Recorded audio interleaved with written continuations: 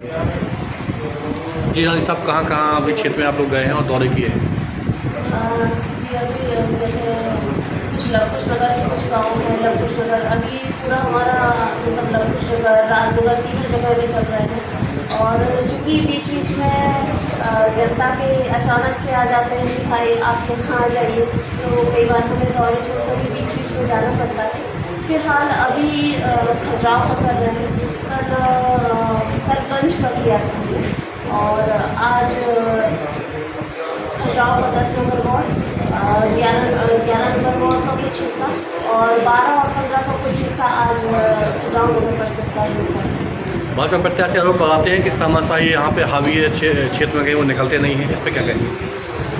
देखिए, पहली बात तो मैं आरोपों की जहाँ तक बात करूँगी तो आपको फील्ड पर ये चीज़ दिखाई देगी। लोग बेझिझक आकर जब हमें गले लगाते हैं तो मुझे ऐसी कोई चीज़ नज़र नहीं आती है, शायद सामने वालों को नहीं आती है।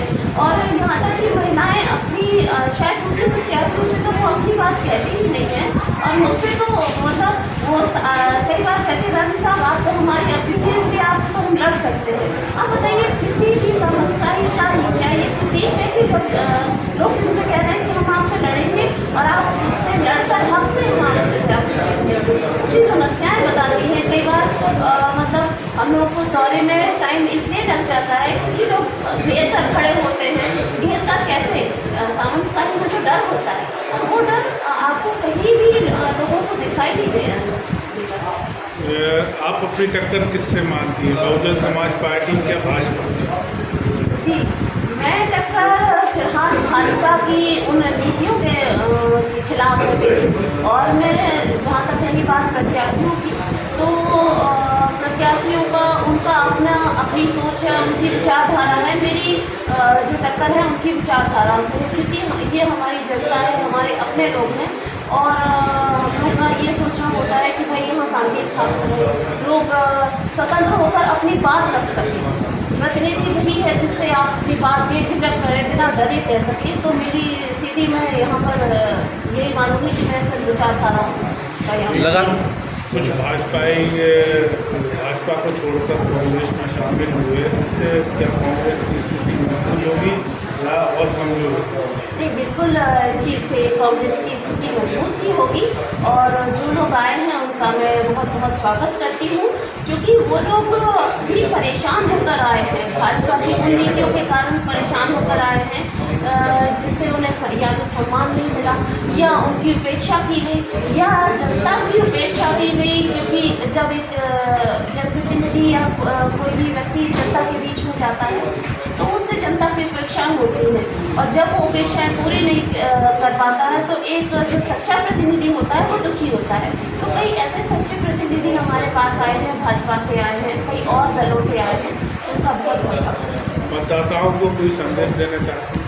जी, मतदाताओं को मैं सभी को हाथ जोड़कर सभी से राम राम कहना चाहती हूँ। और मेरे राजनगर के सभी मतदाता मेरे परिवार के सदस्य के समान हैं।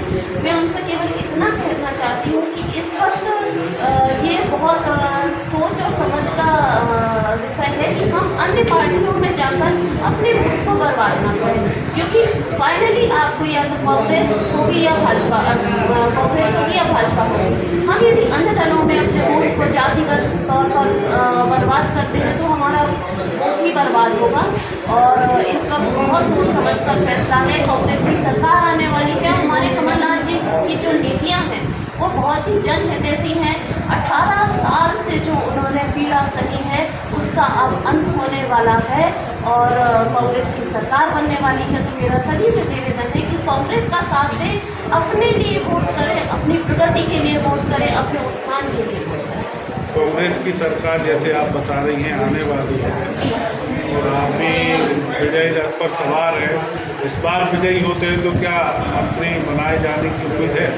देखिए, ये पार्टी का निर्णय है। हम लोग पार्टी के कार्यकर्ता हैं। मैं अपने आप को एक छोटा सा कार्यकर्ता मानती हूँ पार्टी का, और पार्टी क्या निर्णय लेती है ये पार्टी के बड़े नेता, हम लोग पार्टी के बड़े नेता और जो उसके नेता तय करते हैं, ये हम लोग तय नहीं करते। हम लोग केवल अपना काम करते हैं, जनता की सेवा करते हैं।